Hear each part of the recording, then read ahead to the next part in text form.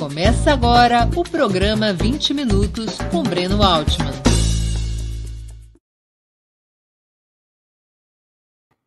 Bom dia! Hoje é 20 de abril de 2022. Estamos dando início a mais uma edição do programa 20 Minutos. Nossa entrevistada será Sabrina Fernandes, doutora em Sociologia, faz pós-doutorado com a Fundação Rosa Luxemburgo e a Universidade Nacional de Brasília. Também é autora de Sintomas Mórbidos, lançado pela Autonomia Literária em 2019, e Se Quiser Mudar o Mundo, lançado pela editora Planeta em 2020. Além de ser, Sabrina também é fundadora e produtora do Tese 11, canal de formação política e divulgação científica. Antes de começarmos, quero pedir um pouquinho de paciência para o nosso imprescindível recado comercial. A Opera Mundi é sustentada principalmente pelo apoio de seus leitores e espectadores. A sua contribuição financeira, portanto, é decisiva para a nossa manutenção e desenvolvimento. Há 5 formas possíveis de contribuição. A primeira, você pode se tornar assinante solidário de Opera Mundi em nosso site, com uma colaboração mensal permanente. Basta acessar o endereço operamundi.com.br/apoio. Repito, operamundi.com.br/apoio. Segunda forma de contribuição, você pode se tornar membro pagante de nosso canal no YouTube. Basta clicar na opção Seja Membro em nosso canal nessa plataforma. Está diante dos seus olhos. Clique em Seja Membro e escolha um valor em nosso cardápio de opções. Terceira forma de contribuição. Durante a transmissão de nossos vídeos, você poderá contribuir com o Super Chat ou o Super Sticker. Normalmente, apenas as perguntas acompanhadas por Super Chat ou feitas por membros pagantes de nosso canal no YouTube são lidas e respondidas durante o programa ao vivo. Quarta forma de contribuição. Se você estiver assistindo o programa depois da sua transmissão, nossos programas gravados, poderá contribuir com a ferramenta Valeu Demais, que funciona muito parecido com o Super Chat. Quinta forma de contribuição. A qualquer momento, você poderá fazer um Pix para a conta de Opera Mundi, de qualquer valor que julgue adequado. Nossa chave nessa modalidade, nossa chave no Pix é apoia@operamundi.com.br. Vou repetir, nossa chave no Pix é apoia@operamundi.com.br. A nossa razão social é Última Instância Editorial Limitada. Além dessas 5 formas de colaboração, lembre-se sempre de dar like, clicar no sininho e compartilhar nossos programas com seus amigos e em seus grupos. São ações que aumentam nossa audiência e engajamento, ampliando também nossa receita publicitária, tanto no site quanto no YouTube. Contribuam, que saco vazio não para de pé. Bom dia, Sabrina. Muito obrigado por aceitar nosso convite. Uma honra ter sua presença no 20 Minutos. Bom dia, Brena. Bom estar aqui de novo. Acho que tem uns 2 anos, né, que a gente se falou assim ao vivo. Um pouquinho menos de 2 anos. Você foi entrevistada no Sub-40. Exato. Agora você subiu por 20 minutos. Daqui a alguns anos vai ter um programa Sub-50, daqui a muitos anos. Tá bom. Depois não vai ter mais nada, porque eu já vou ter virado pó. Sabrina, tanto nos Estados Unidos quanto na Europa, assistimos à ascensão de uma extrema-direita que colide contra a democracia liberal e atrai bases operário-populares que antes acompanhavam a esquerda socialista e comunista. Como é que você explica esse fenômeno? A gente pode falar de 2 coisas, né? Uma é o próprio mérito da direita em se organizar. O uso da internet tem sido um fator muito importante, então a gente fala tanto da cartilha do Steve Bannon causando confusão, fake news, coisa muito replicada também no Brasil nesse sentido, mas também o fato de que a extrema-direita, ela conseguiu se posicionar como exatamente o que a gente está discutindo hoje, né? Como antissistêmica. Colocou que se há uma falha, um desamparo, e aí tem uma coisa que o Safatli fala, Vladimir Safatli fala lá no livro dele, no Circuito dos Afetos, que é a questão do afeto, do desamparo, tanto que é um afeto muito poderoso. E numa sociedade em crise, de grande valor para a gente estar trazendo essa discussão de como a direita conseguiu parecer, aparenta, né? Ela não é na sua essência, mas ela consegue dar essa aparência de que a gente vai dar voz para os desamparados. E isso demonstra uma falha da esquerda nesse sentido. Por muito tempo, nesses últimos 20 anos, por aí, quando a esquerda vai se estabelecendo em alguns lugares, aí eu não estou falando tão propriamente de Estados Unidos e Europa, porque aqui a gente teria que discutir um pouco mais social-democracia, né, essa negociação ao centro, mas mesmo na América Latina, quando a gente vê uma onda mais progressista, com políticas sociais mais fortes e com um certo enraizamento sindical, de movimento social, sempre se para em algum lugar. Então, a gente está com um problema com o sistema, mas não o suficiente para a gente ir além. E aí você barra, o desamparo ele vem com essas reformas neoliberais de qualquer forma, e as pessoas sentem que a esquerda não está preparada para dar a resposta que elas precisam para o que está acontecendo na sociedade. E a extrema-direita ela consegue mobilizar afetos muito poderosos, né, que circulam muito facilmente, e um deles é o ódio. E essa ideia do ódio, ela pegou muito no Brasil, mas ela é quase generalizada. Você acha que esse desamparo ele está diretamente associado ao fenômeno do neoliberalismo? Em muita parte, sim, né? Porque a gente vai entrar numa questão também de fragmentação de sujeitos, né? A própria, como a pessoa se entende na sociedade, isso passa a ficar diferenciado. Então, se a gente olha para a questão do mundo do trabalho, o trabalho ficando mais fragmentado, você tem menos acesso aos seus colegas, então você perde um pouco daquela solidariedade interna, que é um pouco orgânica, né? Quando você está tendo aquela experiência conjunta com os outros trabalhadores, isso facilita a sua compreensão. Uma vez que a gente vai ter, em vários lugares, baixa sindicalização ou uma queda na sindicalização, se perde muito disso. A gente pode também mencionar o próprio fato da deterioração da liderança sindical. Então, sindicatos que não estão ali realmente para representar, para fazer luta, no máximo fazem ali negociações de tempos em tempos ou estão realmente seguindo os patrões. Então, isso também gera um incômodo muito grande. E, para além disso, é própria dessa noção de que né, cada um está por si. Então, se entender como consumidor é algo que a gente poderia voltar, inclusive, muito antes dessa fase neoliberal, agora que se estabelece como política, realmente, mas que a gente já notava com uma tendência do capitalismo naquilo que o Marcuse, né, discutia no Homem Unidimensional. Vai se perdendo essa capacidade de se entender como um sujeito complexo com agência. E aí, com isso, o desamparo ele passa a ser algo recorrente. E com a fase neoliberal, isso se torna uma política muito precisa, muito direta. A gente vê isso muito refletido no campo da educação, que, olhando para o caso especificamente brasileiro, mas a gente poderia mencionar o próprio Chile nisso, a educação como mercadoria cria pessoas que estão ali se formando, pensando já no mercado de trabalho como treinamento, não como aprendizado. Então, é a educação bancária, mas também é a educação bancária no sentido de que o outro que está aqui, ele não está comigo, eu estou só, e eu preciso passar na frente. É algo que a gente vê para entrar na universidade, depois quando está na universidade, a tendência é essa, né? Se há mais desemprego, se o emprego está mais precário, se você ter uma graduação já não é mais suficiente para ter um emprego de qualidade, você tem que fazer um mestrado, um doutorado, hoje em dia um monte de PhD desempregado. Realmente as pessoas vão se sentindo numa lógica de não tem para onde correr. Quer dizer, a esquerda teria enormes dificuldades para reconstruir um espírito coletivista e a direita consegue surfar num individualismo fragmentado. Ela traz outras ideias de coletividade que são muito construídas propriamente para o seu projeto. Um deles é o nacionalismo. Então, não seria como se a extrema-direita abraçasse essa individualidade do neoliberalismo, mas que ela enxerga que esse desamparo existe, mas ela traz outros significantes aqui que vai trabalhar nesse sentido.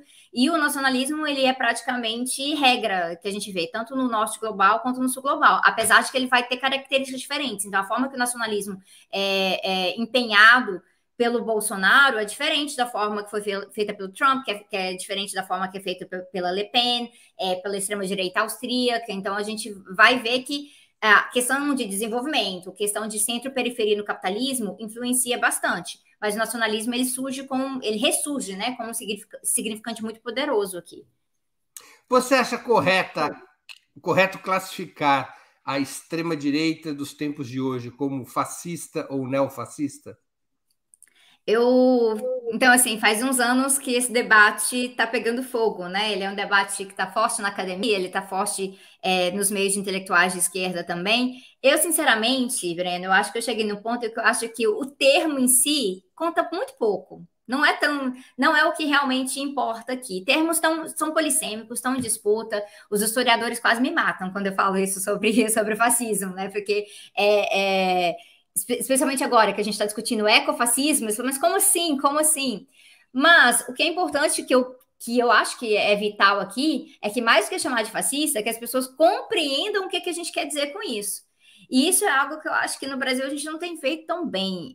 No primeiro ano, né, de pandemia, quando começaram assim, as primeiras manifestações apontando a questão do governo Bolsonaro, abandonando as pessoas, e aí muita gente começou a colocar aquelas coisas assim de ai, brasileiro antifascista, eu sou antifascista. E a gente começou a apontar que o fascismo é uma fase superior do capitalismo, né? Então, ele é necessariamente capitalista. Então, se você é antifascista, você tem que ser anticapitalista. E muita gente falou, não é assim, não é assim, é porque eu sou contra o Bolsonaro. Ah, então você é anti-Bolsonaro.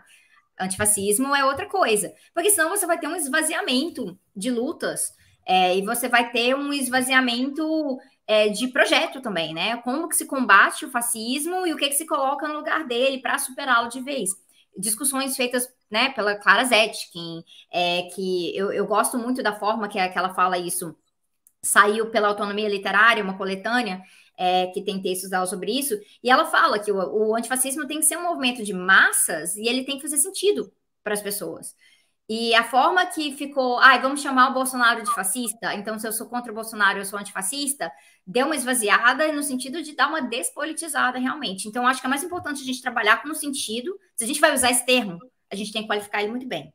E aí você poderia, sim, enxergar algumas coisas, como colocar neofascismo, para fazer uma separação histórica, para diferenciar o que seria isso no século que nós estamos, porque o fascismo, sob o neoliberalismo, ele vai ter diferenças de expressão em relação à classe burguesa, em relação a como se mobiliza trabalhadores a favor do fascismo também, mas esses prefixos dependem da gente poder qualificar o básico ali, que o fascismo é um fenômeno que é de direita, que é um fenômeno capitalista e que a gente tem tido que bater nessa tecla porque tem sempre a teoria da ferradura, né? E aí na internet eles tentam estar sempre equiparando fascistas com comunistas, é uma dificuldade que a gente tem de estar educando nesse sentido, mas se a gente trouxer ali essa qualificação, eu acho que é poderoso. Então, o que eu diria de diferença mesmo é que não dá para falar que o Brasil está sob um regime fascista. Isso não. Mas sim que Bolsonaro ele preenche os requisitos ideológicos ali e de intenção do fascismo. E ali muitos ao seu redor. Então, o bolsonarismo tem essas tendências fascistas, ainda mais se a gente falar desse núcleo duro do bolsonarismo, que fecha com tudo, que quer se armar, que quer realmente promover violência, que é muito defensor da propriedade privada, ultranacionalista. Esse núcleo duro, ele é sim fascista, mas isso não significa que a gente está no Brasil sob fascismo. Significa que a gente tem que impedir que se chegue nesse ponto, né? De alguma maneira seria um liberal fascismo, quer dizer, o fascismo a serviço de ideias e objetivos liberais? Mas aí essa discussão foi levantada também, eu sempre fico me perguntando, mas aí qual que é a diferença? Porque se a gente pegar pelo Leandro Konder ali, a discussão que o Konder faz, ele coloca que o fascismo ele é antiliberal no sentido de que ele tem posições conservadoras de costumes, normalmente. Então, ou ele pode se posicionar de uma forma contra direitos humanos, né? Olhando pela essa plataforma mais liberal de visão do que seriam direitos humanos na sociedade, como é defendido pelas grandes instituições globais. Ele pode ter essa tendência em si. Mas quando a gente olha para a parte econômica em si, o que a gente vê em relação ao fascismo é que mais que em alguns setores você pode ter um certo protecionismo, e nos Estados Unidos isso é um pouco mais vigente, então no centro do capitalismo isso fica mais evidente, né? Você vai ter um protecionismo, cuidar ali da sua própria indústria para poder pegar dos outros, mas quando a gente olha para isso num país de capitalismo dependente, como é o Brasil, o fascismo ele tem um fator de liberalismo econômico que é enraizado no entreguismo. Seria uma espécie de versão mais extremada do neoliberalismo. E é algo que eu acabei de escrever um capítulo de um livro que vai sair daqui a uns meses, em que eu discuto um pouco a questão de autoritarismo e destruição da natureza, muito baseado na pesquisa que eu estou fazendo aqui na Alemanha. E algo que me chamou muita atenção, porque eu passei anos lendo muita literatura e fazendo pesquisa direta para escrever esse capítulo em específico, é que a gente tem uma tendência de tratar fenômenos de autoritarismo, de fascismo, sem fazer essa diferenciação entre norte e sul global, sem fazer essa diferenciação do que é essa expressão na periferia. E na periferia do sistema, o fascismo cumpre uma função de realmente abrir novos horizontes de violência que são muito necessários para manter essa lógica de imperialismo ecológico, para manter essa lógica de uma troca economicamente desigual. Você precisa passar por esses intervalos, senão não se sustenta.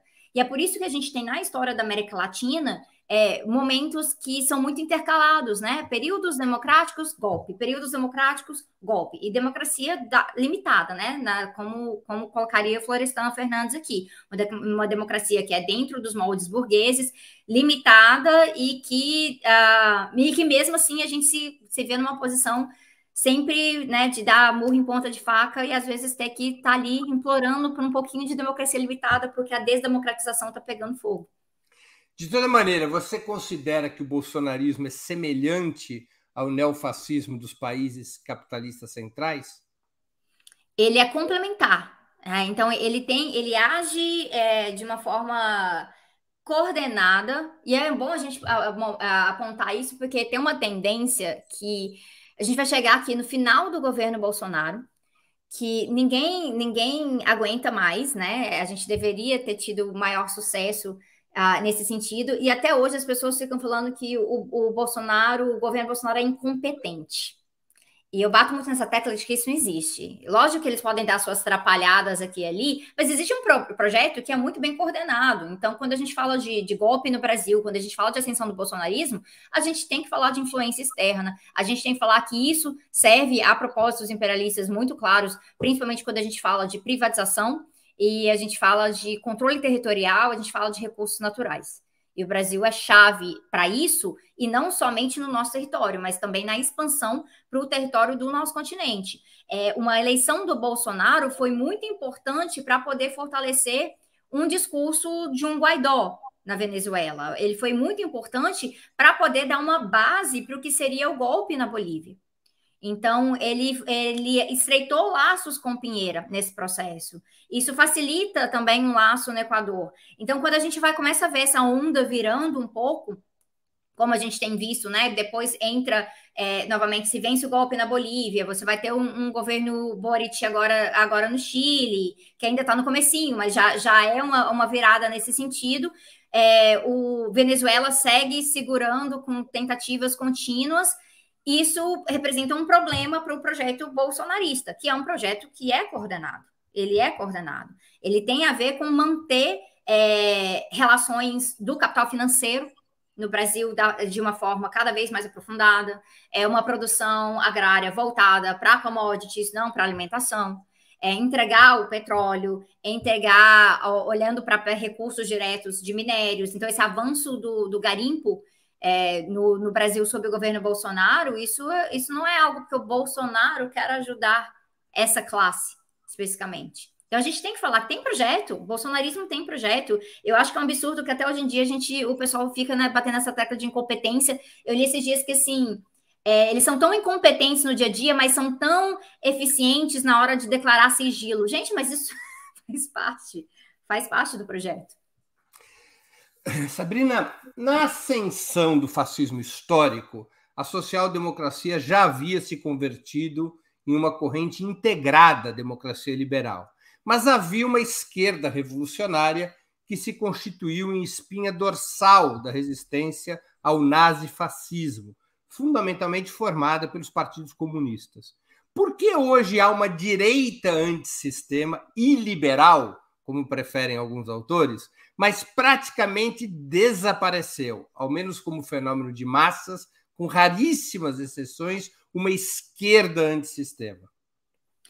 Porque quando derrubaram o Muro de Berlim, aqui em Berlim, onde eu estou agora, a esquerda comprou esse conto com muita facilidade. Então, contaram o conto, né, o conto do Fukuyama de fim da história, e a esquerda falou, nossa, é mesmo. É mesmo. Então, vamos ter que se reformular baseado no fim da história. Não há mais alternativa. É algo que é importante de se destacar, porque muitas vezes se fala assim, a direita fica falando, não tem alternativa, tem que trabalhar dentro do capitalismo, mas a esquerda conclui isso com muita facilidade. Isso faz parte de uma discussão que eu trouxe, inclusive, nos Sintomas Mórbidos, tem um capítulo lá no livro sobre melancolia, que faz parte de... A esquerda tem vários tipos de melancolia, né? E tem uma esquerda que ficou melancólica no sentido que perdemos o nosso objeto de desejo, não é possível recuperá-lo mais, então vamos nos adequar ao sistema. E é sempre aquela história, a gente tem que fazer isso agora, porque senão a gente leva um golpe. Então a gente tem que conciliar. Se a gente não conciliar, a gente não consegue fazer as coisas. Então é aquela ideia de que está tudo dentro desse quadradinho, né? Desse quadradinho muito limitado de atuação. E a gente viu isso acontecer, trazendo os problemas no Brasil para dentro do PT, para dentro do PCdoB. A gente vê isso dentro do PSOL. O PSOL está um partido muito em crise nesse momento, né? E eu acho que é uma crise que sofre das duas melancolias, inclusive.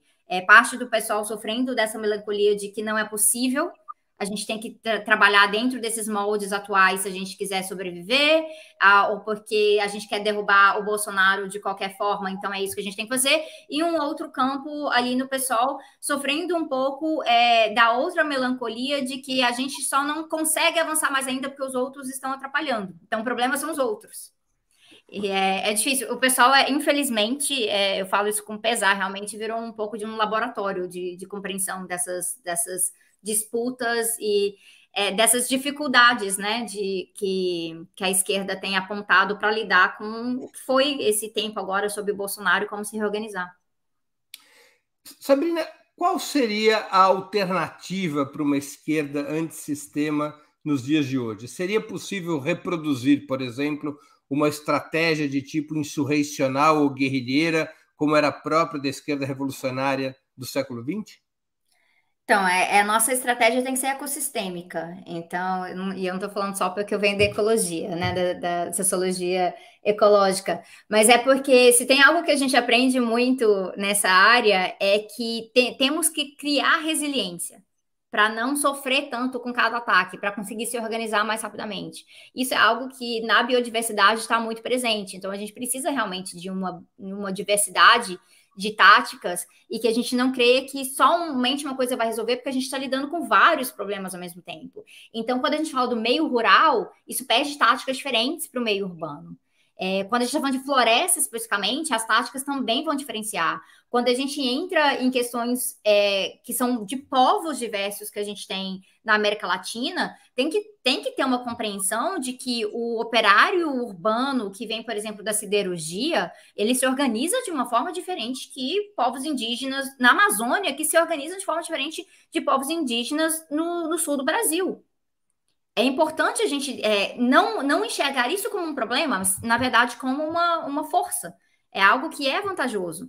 Você pega aprendizados diferentes, mas você precisa o quê? De coordenação. E a gente tem falhado muito nesse sentido, porque está entrando muito uma lógica de que cada grupo tem a sua pauta, tem a sua bandeira, e vai lá e faz. E aquela conexão que é muito necessária, que se chama projeto, falha muito. E esse projeto, ele tem que ter 3 camadas, né? A gente tem que ter um projeto nacional, porque de uma forma ou de outra a gente se organiza dentro de um território que está dentro de fronteiras, por enquanto. Mas, então é preciso ter isso. Eu bato muito na tecla disso, porque como eu venho muito dessa área da política energética, a gente tem um país em que a gente não tem todos os estados integrados na matriz energética brasileira. Então, isso já gera vulnerabilidades absurdas, né? Como no caso de Roraima. E isso tem que avançar, né? Se vem um pós-Bolsonaro aí com o governo mais à esquerda, isso tem que ser uma pauta de altíssima prioridade. Mas aí isso exige que a gente tenha uma visão regional das coisas. E aí, no caso específico do Brasil, a gente tem um problema de muitas vezes a esquerda brasileira se isolar um pouco do que está acontecendo ao redor, até pela dimensão continental do nosso país, né? A quantidade de gente que tem a questão linguística também, mas tudo que nos afeta os nossos vizinhos e vice-versa.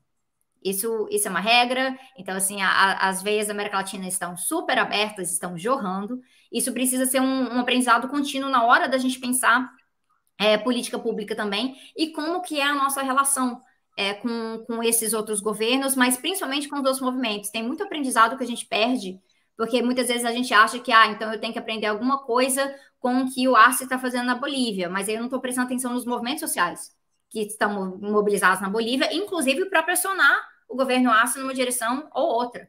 Então, essa lógica, ela é importante, daí a gente extrapola para um internacionalismo que é cada vez mais vital, visto que a gente enfrenta múltiplas crises, né? E a crise climática sendo uma que nos une de cabeça para baixo, realmente, com a periferia sofrendo cada vez mais e contribuindo menos para o problema. No início do século XX, o revolucionário russo Vladimir Lenin dizia que a questão central de toda revolução é a questão do poder político. Isso perdeu validade? De forma alguma. Aí a gente entra na briga com os autonomistas, né? Que existe um pouquinho assim. Inclusive, estava lendo umas coisas agora no domingo, na segunda-feira, de uma leitura que passou a ser. Teve uma fase da esquerda latino-americana com seus intelectuais em que se colocou que o problema estava sendo justamente a busca por poder. E que aí se confundia muito a ideia de poder com institucionalidade, que isso é realmente algo perigoso, e isso faz parte, inclusive, da melancolia atual. Então, achar que, assim, quando a gente vai tomar o poder, aí o que virou tomar o poder? Ser eleito para um governo que, na verdade, tem que ficar negociando o tempo inteiro. E poder mesmo tem de menos. Mas, por isso que eu acho que é importante a gente qualificar isso como uma questão do poder popular, né? Que não seja só um termo vazio, legal de se falar, olha o tanto que a gente é comunista, a gente quer poder popular. Mas como se constrói poder popular? E como se constrói, passa, inclusive, por a gente estar revendo algumas visões nossas que ficaram um pouco atrasadas, né? Então, tem que entender que poder popular hoje em dia passa, sim, por a gente reconhecer a força de movimentos feministas, movimentos negros, LGBT. A gente tem que entender essa diversidade como algo que é poderoso, algo que é vantajoso. Inclusive, essa volta agora, eu poderia mencionar o enfrentamento que está sendo feito na Colômbia. Eu queria mencionar a Colômbia também, Breno, porque o brasileiro está com uma mania de achar que a direita brasileira é a pior direita do mundo. E por mais que ela esteja ali, tipo assim, facilmente num top 10, se a gente olhar aqui para o lado, se olhar para a Colômbia, a gente vê o que é as artimanhas da direita colombiana, que é golpista por essência, que é imperialista por essência, que está sempre muito empenhada em transformar a Colômbia num quintal dos Estados Unidos. Então, a violência, ela vira uma marca grande. A gente está falando de um país que assassinou sistemicamente lideranças populares e que esses assassinatos têm aumentado novamente no último período. Então, uma Marielle Franco por dia. Só esse ano foram 52 lideranças. Então, é uma Marielle Franco por dia. É absurdo. Então, assim, ser uma liderança popular na Colômbia é você ter o potencial de ser um Marte a qualquer momento. E mesmo assim, o que está tendo? Está tendo pesquisas que apontam uma força de esquerda ali com o Gustavo Petro, mas com uma vice, que é a Francia Márquez, que é fenomenal. É fenomenal. E ela, inclusive, ela traz força para a campanha. Geralmente se fala assim, se você coloca... Eu considero a França mais à esquerda do Petro. E aí, geralmente, se coloca que, se você tem um vice mais à esquerda, na verdade, vai atrapalhar. Não, ela está trazendo aquele tempero bom, ela está trazendo uma força maior do campo, da questão ambientalista, das mulheres negras. Então, não por acaso, ela está sofrendo ataques racistas frequentes o tempo inteiro. E o risco ali de violência contra essa chapa, ele é crescente. E eu pego isso para complementar. A gente tem que ficar alerta, porque no Brasil a coisa não está tão simples assim. Né? Então, o pessoal tem muita gente achando que a gente ganhou. A Francia Márquez não veio do PSDB? Não, ela não veio do PSDB. Só isso. Mas o engraçado, Breno, que quando eu apontei isso no Twitter, foi quando vieram me falar, mas assim, a direita brasileira é mais complicada. Eu falei, quê? Aí onde eu apontei aquela coisa, pessoal, vamos aprender um pouquinho mais sobre o que acontece com os nossos vizinhos, é pátria grande, a gente tem que pensar numa lógica de América Latina que nos permite entender esses vínculos de elite. A direita brasileira, eu cobri muito tempo na minha vida a Colômbia, fui muitas vezes à Colômbia. A direita brasileira, perto da direita colombiana, é quase formada por lordes. Mansinha, cara. Mansinha. O negócio na Colômbia, porque o pessoal... A Colômbia tem na sua história 14 guerras civis. E é isso que é necessário para entender o que, assim, o que significa democracia nesses locais, onde você nunca conseguiu nem ter um gosto de uma democracia liberal, mais ou menos. Então, assim, é um contexto muito delicado que a gente tem que avaliar um pouco mais de perto, até para a gente aprender com a resiliência de quem se segue resistindo mesmo depois desse extermínio. Sabrina, se o poder político continua a ser a questão central, qual é a via para o poder? Insurreição, guerrilha, eleição? Como se chega lá? Então, vamos trabalhar aqui numa lógica de...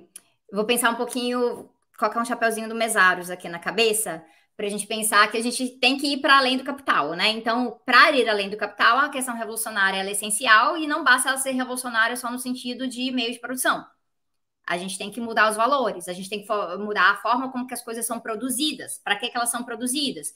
Exige uma lógica de planejamento muito, muito avançada e que passa por questões realmente regionais e internacionais também. Mas, para além disso, a gente entende que nós precisamos segurar um pouco o tranco, entender o que é que a gente tem de força. A gente não tem força suficiente para fazer uma revolução amanhã. Não tem. Eu acho meio assustador que até hoje tem uma lógica numa esquerda comunista brasileira de tratar como que assim, não, é só a gente juntar o povo, vamos armar o povo. Aí a gente está falando de um povo que está extremamente conservador, a gente está falando de feminicídios que acontecem com frequência no nosso país, em que o aumento de armas hoje em dia tem sido muito para a base do Bolsonaro, mas a gente sabe que isso ajuda a circular com mais força também. E aí, se a gente não estiver trabalhando consciência de classe, não vai avançar. Então, nosso principal desafio é qualificar a consciência da classe trabalhadora, e aqui eu estendo isso até uma classe média, realmente, que a gente tem que pensar nessas alianças, as contradições de classe, mas as alianças possíveis nesse sentido. E, a partir disso aí, tentar segurar um pouco o tranco com a questão eleitoral, mas saber que a gente não vai avançar tanto assim com ela, e aí pressionar cada vez mais. E é onde a gente assusta um pouco parte da esquerda, quando a gente fala que quando vem um governo de esquerda, a gente tem que continuar pressionando esse governo, e muitas vezes contra esse governo, se estiver fazendo política errada também. Tem gente que acha que isso é um absurdo, que é torcer contra, ou que é agir como a direita, agir como golpe, mas a ideia é realmente ir além, senão a gente vai ficar nesse ciclo para sempre. Você acha que o chavismo, identificado positivamente pela cientista política belga Chantal Mouffe como populismo de esquerda, representa uma alternativa de estratégia revolucionária que combina ação eleitoral, rebelião popular e outros elementos do tipo? Eu tenho um problema com esse conceito de populismo, porque de todos esses conceitos que tem 10 mil significados, o de populismo é um que eu acho menos preciso dentro das discussões de esquerda, realmente. Então, eu sinto muita dificuldade com essa ideia de que o populismo de esquerda é populismo de direita, porque as características, muitas vezes, na verdade, reforçam a teoria da ferradura. Que essa vez, então a gente 2 líderes carismáticos, que tem um projeto popular de massas, e vai ficando um pouco isso. Sendo que o que eu acho que é interessante do chavismo é que o chavismo não começa tão radical. Ele não começa tão radical. Ele se radicaliza à medida que vão tendo tanto mudanças concretas na vida da população, então o uso da renda petroleira para políticas sociais, né, para as missões realmente do chavismo, e no enfrentamento ao imperialismo estadunidense, especificamente, mas de outros espaços também. Então, à medida que o chavismo vai enfrentando essas tentativas de golpe, esses ataques por fora, ele se fortalece de uma forma que mais pessoas vão identificando que há uma ameaça concreta e é preciso defender um legado. E aí, eu acho que isso vai para muito além de uma questão realmente de populismo, é uma questão realmente de politização. Não é homogênea, né? Então, eu acabei de voltar da Venezuela, não é uma expressão homogênea. Tem venezuelano de direita, tem venezuelano golpista, tem venezuelano que cansou de política, que acha que vamos largar esse negócio logo, aí eles tiram esse bloqueio e as coisas vão melhorar, né? Então vamos se entregar de uma vez, que é algo que a gente já viu muito na Colômbia também, né? Então, por essas razões, eu acho que é importante a gente considerar muito mais essa questão dessa construção do poder por baixo, que conseguiu se consolidar em certas áreas. Então, o que é o legado da experiência de comunas? Que agora tem a discussão de comuna hoje em dia na Venezuela, inclusive, passa pela própria questão climática. Então, está tendo um debate sobre enfrentamento à mudança climática, está tendo um debate sobre direitos da natureza que está sendo construído a partir das comunas. Eu acho que isso é muito poderoso. É aí que a gente encontra realmente a vantagem. E aí essas pessoas se identificam muito com o processo chavista, porque ele é um processo que é unificador nessa ideia de que estamos sendo atacados, são ataques que são concretos, que têm impacto direto na vida da população, e a gente tem já um histórico de vitórias, que eu acho que é algo muito bonito, que o chavismo sabe trabalhar a memória muito melhor que qualquer organização da esquerda brasileira. É mural, é televisão, é jornal, é boca a boca. É o tempo inteiro trabalhando a memória do que são esses ataques, o que são as vitórias, o que a gente conseguiu, o que a gente pode perder a qualquer momento. E eu gostaria muito que esse fosse um aprendizado nesse sentido. Mas, muitas vezes, essa ideia da memória, ela acaba se perdendo nessa discussão sobre o populismo de esquerda como se fosse uma questão de construção de narrativa, de discurso. De toda maneira, você acha que o chavismo pode ser apresentado como uma alternativa de estratégia revolucionária até o presente bem-sucedido? Depende. Eu acho que para o contexto específico venezuelano, o chavismo ele tem essa vantagem dele construir uma consciência anti-imperialista, que é muito vantajosa. Mas em algum momento ele também precisa ser superado. Eu sou um pouco dessa linha de que a gente trabalha dentro da lógica marxista dialética de que a superação ela não precisa ser uma derrota, ela pode ser uma vantagem. Então ela pode vir a se fortalecer de uma outra maneira, especialmente à medida que a gente vai encontrando uma Venezuela que precisa enxergar soberania de outra forma, que não seja simplesmente essa questão da renda petroleira, porque isso não tem garantido soberania, isso na verdade tem sido uma vulnerabilidade, ela precisa se reinventar em outras áreas também. E aí a gente vê como que isso vai se dar, por exemplo, o que é o papel das Forças Armadas, o que é o papel das milícias bolivarianas nesse sentido. Porque, ao mesmo tempo, é interessante, né? Primeiro, né? A palavra milícia lá tem outro contexto completamente da palavra no Brasil, né? Mas é interessante se notar o que são, assim, mulheres jovens que se organizam nessas milícias para protegerem comunas, para pensar numa perspectiva anti-imperialista. Mas, ao mesmo tempo, parece que, então, o chavismo ele foi se desenvolvendo de uma forma muito defensiva. Então, a gente está se defendendo de ataque. Então, em algum momento, ele não pode ser muito baseado nisso, ele precisa se tornar mais construtivo novamente. E aí, eu acho que aí isso passa por uma outra lógica, realmente, de pensar como é que a gente organiza o trabalho, como é que a gente organiza o lazer, quais são essas questões de qualidade de vida, de viver bem, que podem ser parte dessa memória, e não só a memória das vitórias contra os ataques. Antes de continuarmos, aproveito para pedir novamente que vocês contribuam financeiramente com a Opera Mundi. Lembrem-se, as 5 formas de fazê-lo. A primeira é a assinatura solidária em nosso site, operamundi.com.br/apoio. Repito, operamundi.com.br/apoio. A segunda é se tornando membro pagante de nosso canal no YouTube, clicando agora mesmo em Seja Membro. A terceira é contribuindo com o Superchat ou Super Sticker. A quarta é o Valeu demais, que funciona como Superchat, mas quando você estiver assistindo ao vídeo gravado. A quinta é através do Pix. Nossa chave é apoia@operamundi.com.br. Repito, apoia@operamundi.com.br. Nossa razão social é última instância editorial limitada. Quero também informar que estamos com uma promoção especial para quem fizer uma assinatura anual de Opera Mundi ou uma assinatura mensal com valor mínimo de R$ 48. Os novos assinantes receberão um dos famosos e charmosos bonés do Movimento dos Trabalhadores Sem Terra, o MST. A gente está comprando o boné diretamente do movimento, ou seja, um boné legítimo do MST. Assinatura solidária para ter direito a esse brinde pode ser feita no endereço operamundi.com.br/apoio. Eu repito, operamundi.com.br/apoio. Sabrina, uma curiosidade, se você fosse francesa, você votaria no Macron, na Le Pen ou anularia o voto? Eu já tenho que sofrer com essa pergunta sendo brasileira, agora eu tenho que entrar na parte hipotética da França. Cara, é difícil. A questão, assim, O Macron para Le Pen, a diferença eu acho que é muito menor do que as pessoas pensam, porque acompanhando o que tem sido o governo Macron em relação à questão migratória na França, o tratamento de refugiados, o tratamento de migrantes racializados, a gente vê que não é tão diferente na prática do discurso da Le Pen ultranacionalista, anti-imigrante. Então, realmente, é uma questão um pouco complicada. Mas eu sou uma pessoa que, como eu não dou tanto peso assim para o voto, eu acho que o voto ele é importante, a gente tem que ir lá, tem que votar, mas eu sei que a mudança não vai vir a partir dali.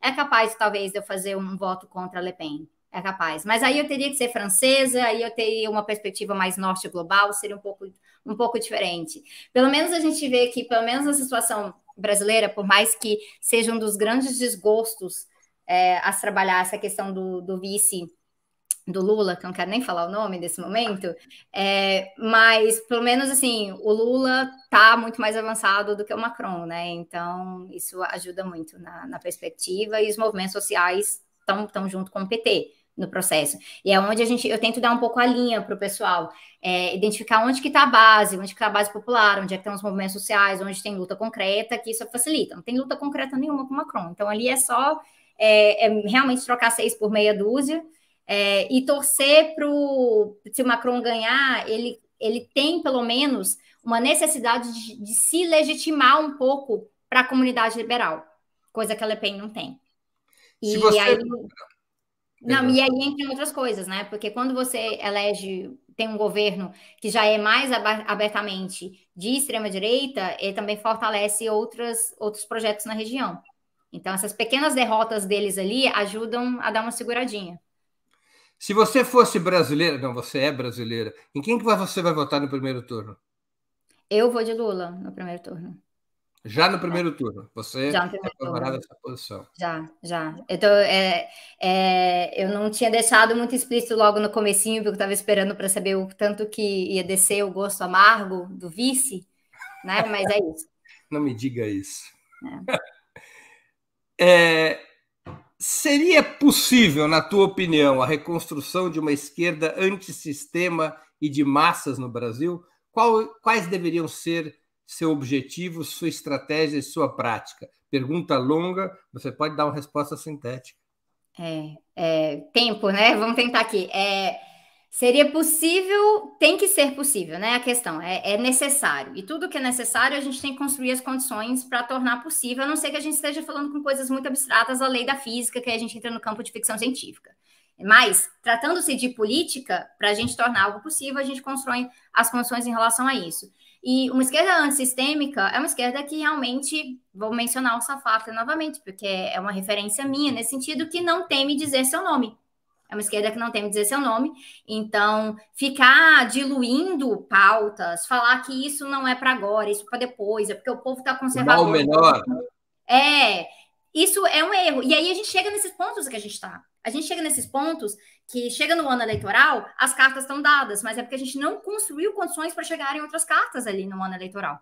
Então a gente está nesse ciclo, a gente está preso nesse ciclo há muito tempo, tá cansativo, e a expectativa é que isso possa mudar, mas também é necessário que se faça um trabalho profundo mesmo de enraizamento territorial, que é algo que nesse processo de saída da ditadura, de construção de uma democracia no Brasil algumas décadas atrás, foi muito importante, foi muito chave e foi abandonado. E é feito, mas é feito muito pequenininho, pequenos núcleos aqui e ali. Isso precisa ser a regra, o enraizamento territorial mesmo, não é chegar num bairro e falar o que tem que ser feito. É construção dessas lideranças populares, sei lá, né? Então, às vezes, se a gente quer pegar algo emprestado, vamos pegar essa perspectiva das comunas emprestadas, porque isso seria de bastante valor para a gente. Perfeito. Sabrina, a gente está chegando ao fim da nossa conversa e eu queria te fazer 2 perguntas que eu sempre faço aos nossos convidados e convidadas antes das despedidas. A primeira, qual livro você gostaria de sugerir aos nossos espectadores? A segunda, qual filme ou série poderia indicar a quem nos acompanha? O livro que eu escolhi é esse aqui, Ideias para a Luta, da Martha Harnecker. Ele foi publicado pela Expressão Popular no Brasil. Ele é muito fininho, ele é escrito de uma forma extremamente didática, saudosa Martha Harnecker, sim, eu fico até meio emocionada. Excelente referência, assim, sempre foi uma fonte muito grande para mim de aprendizado sobre o que é materialismo histórico dialético, o que é pensar isso a partir da América Latina. E eu acho que é um livro que traz para a gente alguns tapas na cara, que são importantes, sobre erros da esquerda, mas também para onde ir, né? Então, são ideias realmente, ele é propositivo, coisas para construir. Leitura rapidinha, gente. Eu acho que todo mundo deveria tirar vantagem dessa leitura, e a gente está lendo ele conjuntamente no ciclo de leituras do Tese 11, agora em junho, do Fundamentos. E série, eu queria recomendar uma série que está na Netflix, chama Superstore. É uma série que se passa como se fosse num Walmart da vida, né? Numa dessas lojas de supermercados de departamento, que tem vários trabalhadores muito precarizados ali, e tem várias coisas que se nota, por exemplo, tem as tensões entre a classe de gerentes e dos trabalhadores do chão do supermercado mesmo, e quem trabalha no fundo, e tentativas de sindicalização. E aí tem uma imagem que é maravilhosa, que é de quando o lado corporativo da empresa manda alguém para falar mal de sindicatos para os trabalhadores, para convencê-los que sindicalizar é uma coisa ruim, e que é fantástico que a gente está vendo, por exemplo, nos Estados Unidos agora, processo de sindicalização na Amazon, na Starbucks. Então, ver isso na série dá para traçar uns paralelos com a vida real muito legais. Eu acho que eu vou dar um spoiler, assim, tem temporadas que ficam um pouquinho mais moderadas, mas tem algumas que são um pouquinho mais radicais, então a gente vai se ajustando ali. Muito que bem. Antes de me despedir da Sabrina, eu queria agradecer aos que contribuíram com o Superchat. Infelizmente, em função do tempo, as perguntas não puderam ser feitas e respondidas. Me refiro aqui ao Caê Cavalcante, ao Avânio Silva Soares, aos Ezitos de Oliveira, à Raíza Lobo. Todos fizeram perguntas. Deixa eu responder essa da Raíssa bem rapidinho, porque então, qual o papel do ecossocialismo na luta latino-americana? Tem uma coisa muito interessante, né? O Ministério do Meio Ambiente na Venezuela não chama meio ambiente, chama Ministério do Ecossocialismo, que eu acho que é um termo interessante, apesar do ecossocialismo ser uma outra vertente, mas há um diálogo muito forte, né? Inclusive, eu tenho trabalhado bastante com essas pautas climáticas lá, e o que a gente vê é que uma visão, eu escrevi um artigo que chama Ecossocialismo a partir das margens, vocês encontram na Jacobin Brasil, em que ali eu traço algumas coisas sobre o que é pensar ecossocialismo na América Latina como um projeto de integração latino-americano, como algo realmente para a gente ver que a gente tem lutas muito parecidas e que a gente tem uma vivência realmente a partir da ecologia que nos traz vulnerabilidades parecidas. E é por isso que a gente tem que ter um projeto um pouco mais integrado para fazer frente a esses ataques. Então fica a sugestão de leitura. Muito bem.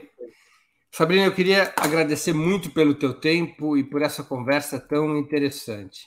Muitas perguntas mais poderiam ser feitas. Eu tenho certeza que as respostas agradariam e informariam muito nossos espectadores. Muito obrigado pela tua presença. Muito obrigada, Breno. Obrigada, Laila, que está aí fazendo o negócio acontecer. E valeu, audiência. Adorei os comentários. Vejo vocês por aí. Tchau, tchau. Tchau, Sabrina. Também agradeço aos que assistiram a esse programa, em especial aqueles que puderam fazer contribuições financeiras ao nosso site e ao canal de Ópera Mundi no YouTube. Sem vocês, nosso trabalho não seria possível e não faria sentido. Um grande abraço a todos e a todas. Para assistir novamente esse programa e a outras edições dos programas 20 Minutos, se inscreva no canal do Ópera Mundi no YouTube. Curta e compartilhe nossos vídeos. Deixe seus comentários.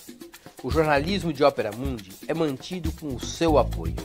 Faça uma assinatura solidária em www.operamundi.com.br. Com um pequeno valor mensal, você nos ajuda no desenvolvimento de um jornalismo independente e de qualidade. Obrigado pela audiência e até a próxima.